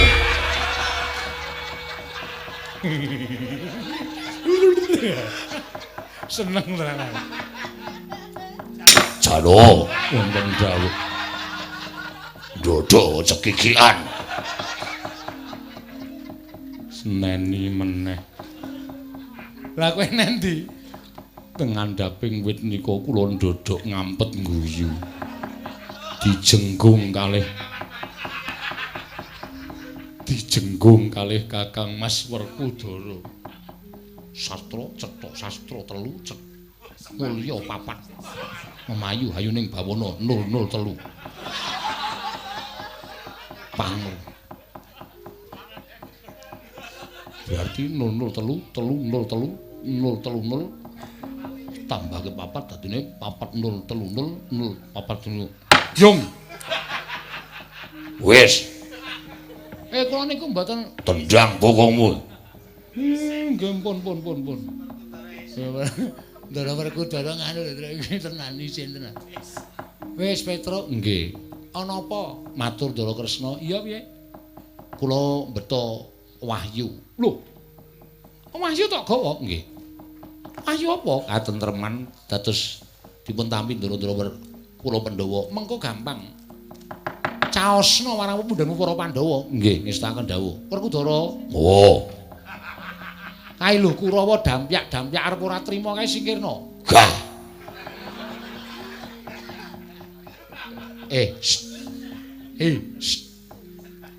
Ngopo? Ndara Kresna niku pundhen panjenengan. Ayo kon ngresiki Kurawa. Gah. Ayo ki sapu kon ngresiki dhewe.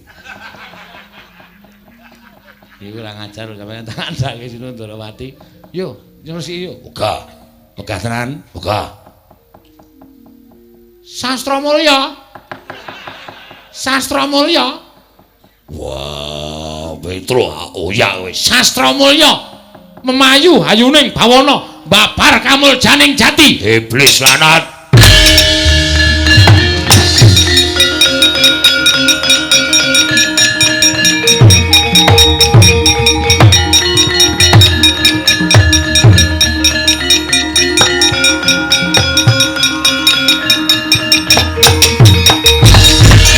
Dimas Werkudara, Bapa Durna arep mejang ilmu sastra mulya cangkemmu.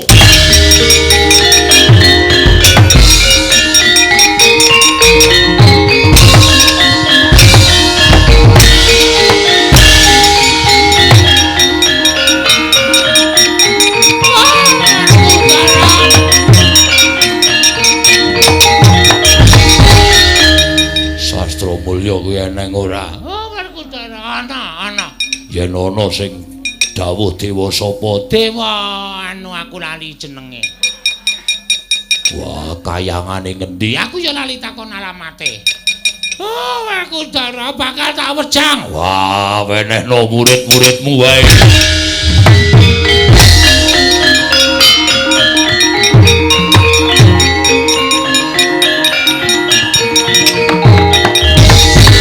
Arsa madange jagat gunung-gunung.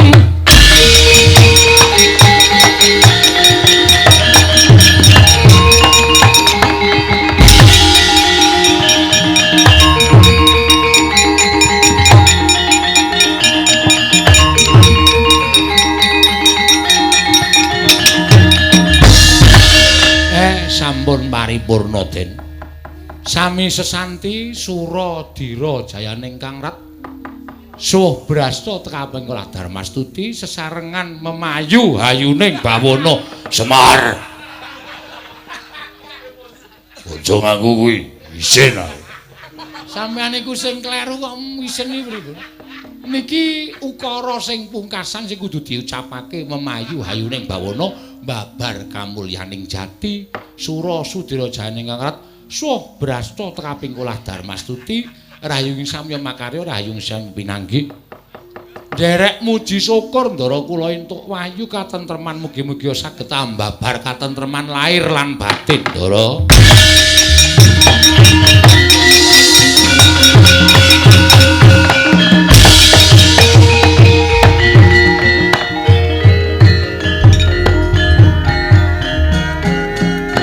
Wassalamualaikum warahmatullahi wabarakatuh.